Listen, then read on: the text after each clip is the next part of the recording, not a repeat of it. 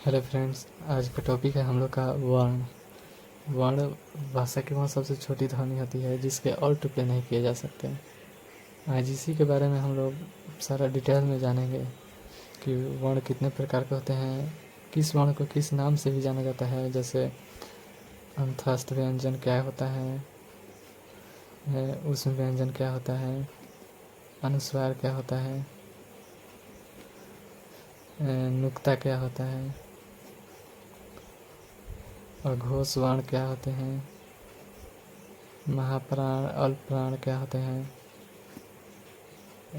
उत्सित व्यंजन क्या होते हैं, अयोगवाह क्या होते हैं, और उच्चारण भी जैसे कंठ, तालव्य, ये सारे जितना भी मीन्स वर्ण के जितना भी टॉपिक आते हैं उसको आज हम लोग इस सिंगल वीडियो में कवर करेंगे। तो पहले हम वर्ण के दो प्रकार होते हैं ये जान लेते हैं।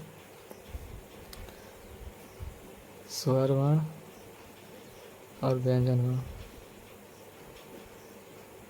स्वर वर्ण 11 होते हैं और व्यंजन 33 होते हैं। और भी वर्ण टोटल तो हम लोग का 52 वर्ण होते हैं। 11 तो स्वर हो गया और 33 व्यंजन। तो और बाकी का क्या है, क्या क्या होता है उसको भी जान लेते हैं हम लोग। जैसे स्वर तो 11 हो गए, अ से अ तक स्वर होते हैं हमारा। और व्यंजन क से ह तक, क से ह तक जितना भी होता है, कवर्ग पवर्ग टवर्ग तवर्ग ये जो भी है यार अलावा वो ह तक क्या होते हैं, व्यंजन होते हैं। और स्वर हमारा अ से अ तक होता है। ये दो को जो अन और अह बच गए हमारा, अन और अह ये हमारा अयोगवाह होते हैं। अयोगवाह नाम से इसको जाना जाता है। और दो उत्सित व्यंजन होते हैं, उत्सित, या फिर इसको द्विगुण व्यंजन भी कहते हैं। द्विगुण व्यंजन कौन कौन सा है, ढ के नीचे बिंदु जो होता है एक ओ अड़ा ये वाला। तो टोटल हम लोग का कितना हो गया, 2 अयोगवाह और 2 ये 4 और 4 और 11 15 15 33, आज 3 18 48 हुआ। और हमारा 4 बच रहा है। 4 हमारा संयुक्ताक्षर होते हैं, संयुक्त ताक्षर या फिर संयुक्त व्यंजन जो भी कहिए। अक्ष, त्र, ज्ञ, स्र, ये 4 हमारा संयुक्ताक्षर होते हैं।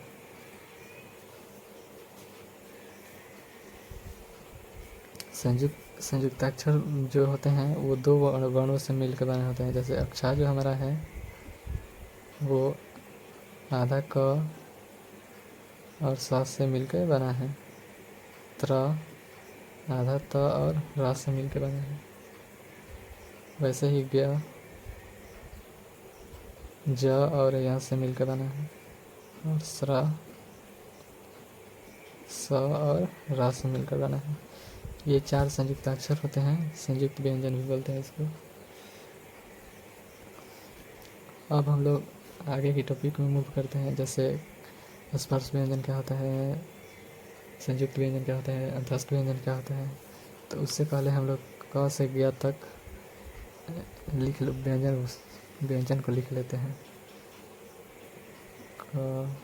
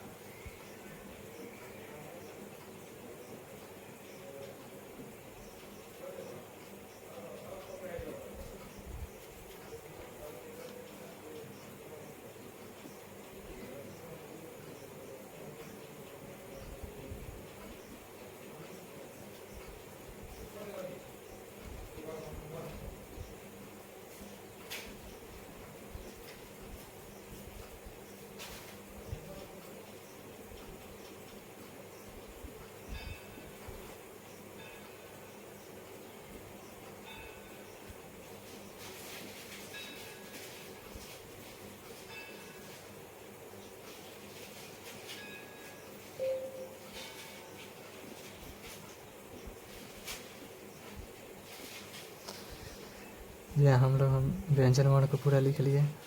अब इसमें से जो हमारा ये वाला होता है, ये वाला भाग,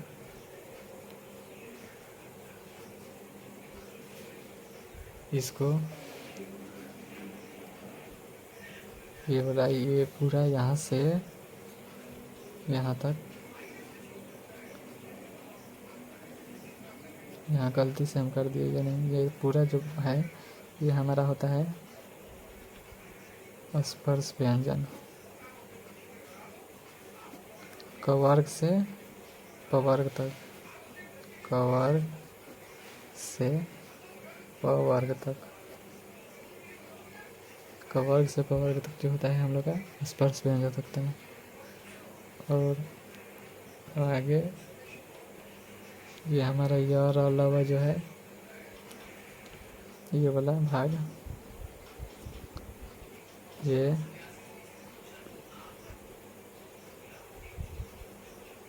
अंतस्थ व्यंजन होता है, अंतस्थ व्यंजन। और ये जो होता है तलावी सा मूर्धनी सा दंती सा ह,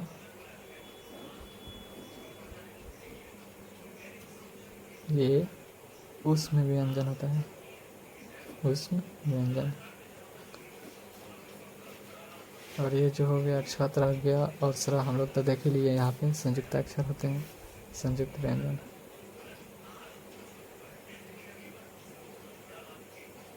संयुक्त व्यंजन। और दो गो जो रह गए यहाँ पे ढ और ण का दो गो बनता है जो वर्ड हम यहाँ पे लिखे थे, ये द्विगुण व्यंजन होते हैं दो गो। और जो ये वाला हमारा भाग है, ये लास्ट वाला अंतिम, ये अंग य ड़ न म, ये जो होता है अंग य ड़ न म, ये जो होते हैं हमारा नासिक के व्यंजन होते हैं, नासिक,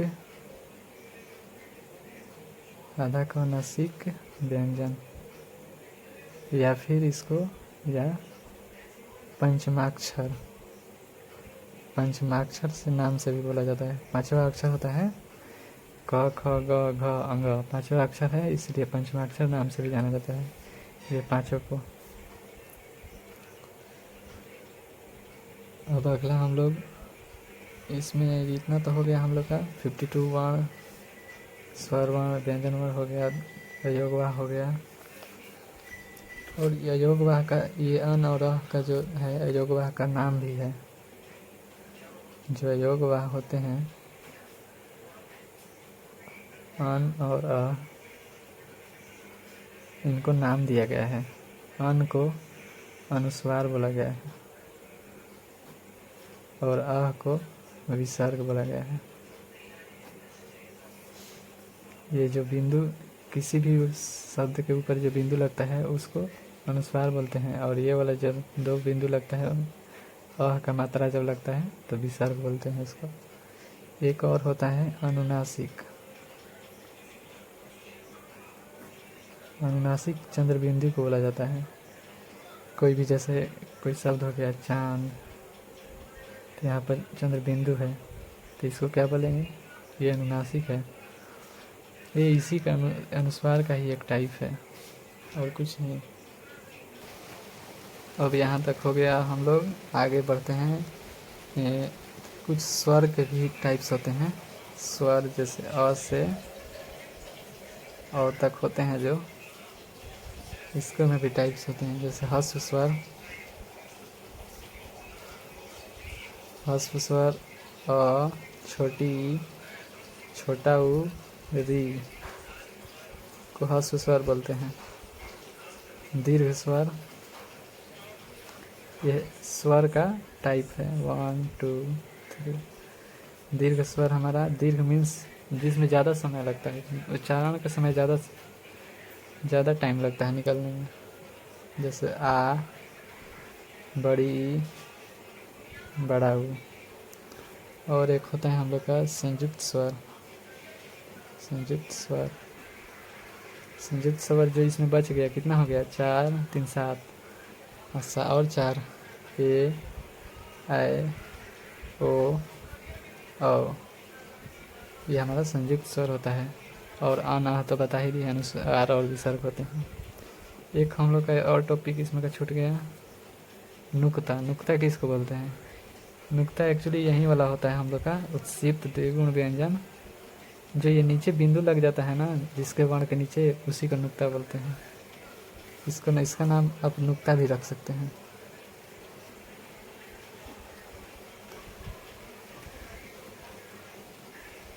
जैसे कोई शब्द नहीं होता है, फ के नीचे लगता है, जैसे साफ, फ के नीचे लग गया तो ये नुक्ता हुआ हम लोग का।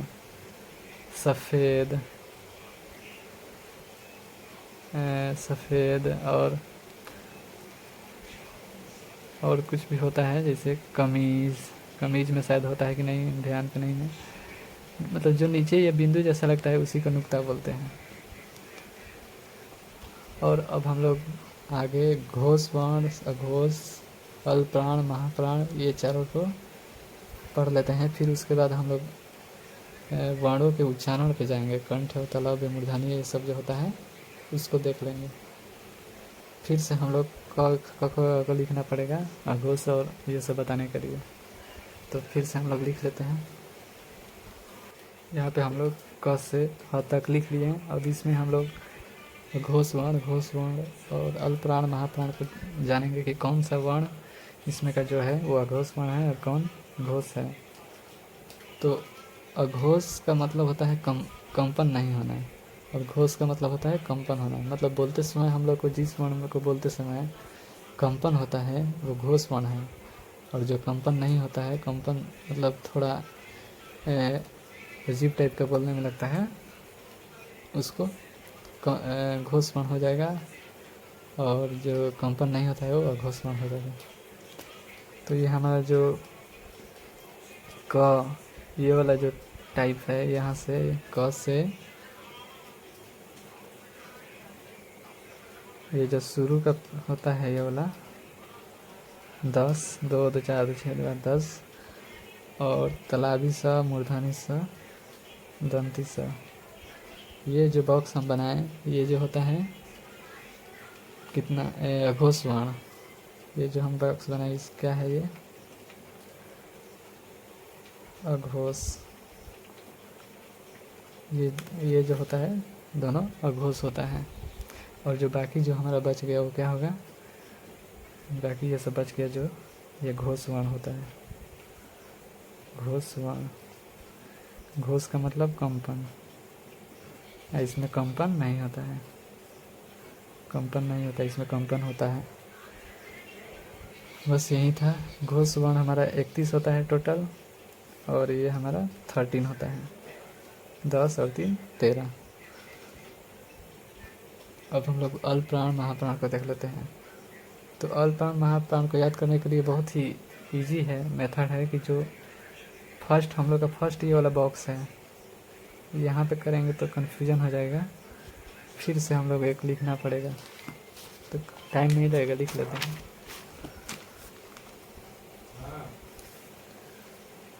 अड़, त, थ, द, ध, न, प, फ, ब, भ, म, य, र, ल, व, तालव्य स, मूर्धन्य स, दंती स, ह। इसी वे में आप लोग को भी लिखना है, और ऐसे क्या होगा कि ये आइडेंटिफाई करने में इजी होगा। जो हम लोग का ये फर्स्ट यहाँ तक आएगा, प का फर्स्ट जो बॉक्स है हम लोग का, और एक छोड़कर फिर ये वाला, फिर एक छोड़कर ये वाला, वैसे ही फिर एक छोड़कर ये वाला। ये जो हम जो बॉक्स बनाए, ये सब क्या होते हैं? अल्पप्राण।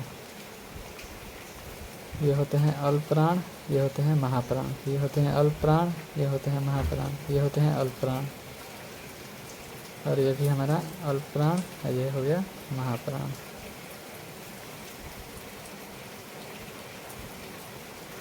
अल्प प्राण। अल्प प्राण का मतलब होता है कम समय।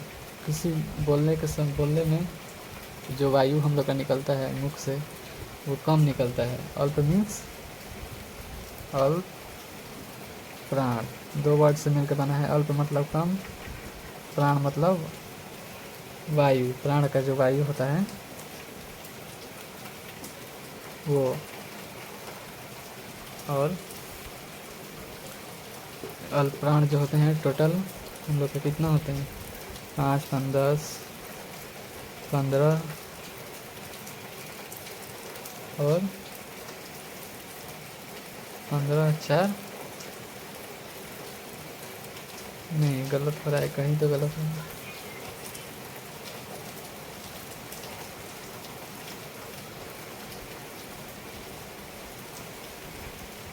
हाँ, 15 हो रहा है ना, ये 5, 5, 10, 5, 15, 15, 4, 19, 19 प्लस जितना भी हम लोग का स्वर है,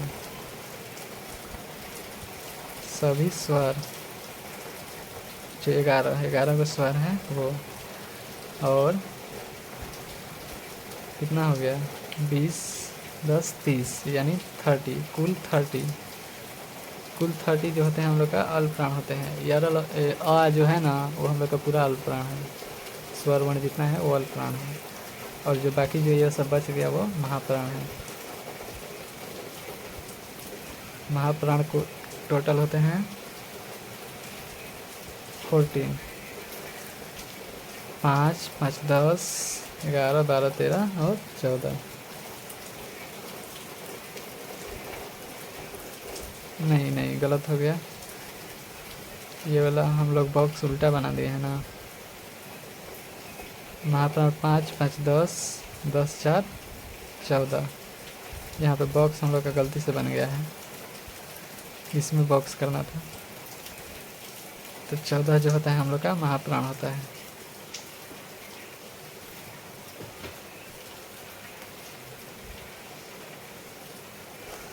अब हम लोग का उच्चारण का जो होता है कंठ, तालव्य, मूर्धन्य, वो उच्चारण देख लेते हैं कि किसको कंठ बोलेंगे। कंठ का मतलब होता है कंठ और निचली जीभ के स्पर्श से जो बोले जाने वाले वर्ण होते हैं उसको कंठ बोलते हैं।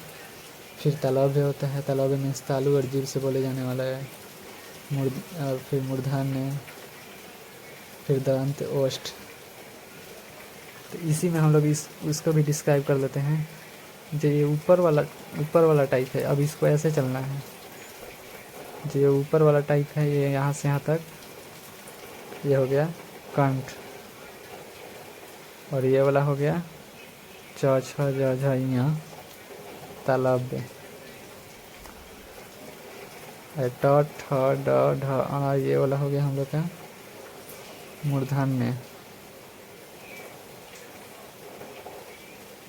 और ये त, थ, द, ध, न दंत। प, फ, ब, भ, म ओष्ठ। ओष्ठ का मतलब हो गया ओट्स, दोनों ओट्स से बोले जाने वाले वर्ण। और हमारा ये बच गया। तो इसमें हम लोग का जो ये वाला इधर से करेंगे, ये जो दो को का जोड़ा बनेगा, इसी में यहाँ पे लिख देते हैं। तालव्य जो होता है य और स, मूर्धन्य स नहीं, दंत तालव्य स। इसका तो नाम ही से पता चल रहा है कि तालव्य स होता है, ये मूर्धन्य स, ये दंती स। तो ये तो डिस्क्राइब करने में कोई प्रॉब्लम ही नहीं होगा। जैसे तालव्य स, मूर्धन्य स, दंत स, ये तो हो गया। अब ये दो बचा र, ल। तो र ऊपर वाला में हो जाएगा, ल नीचे वाला में, और एक हमारा व बच गया, व और ह बच गया। तो व और ह जो होता है हम लोग का दंतोष्ठ होता है। व सिर्फ जो होता है हम लोग का वो दंतोष्ठ होता है, दंतोष्ठ। दंतोष्ठ का मतलब होता है दांत और ओष्ठ दोनों से बोले जाने वाले वर्ण, वो दंतोष्ठ हो जाते हैं। ये वह जो है दंतोष्ठ व्यंजन है।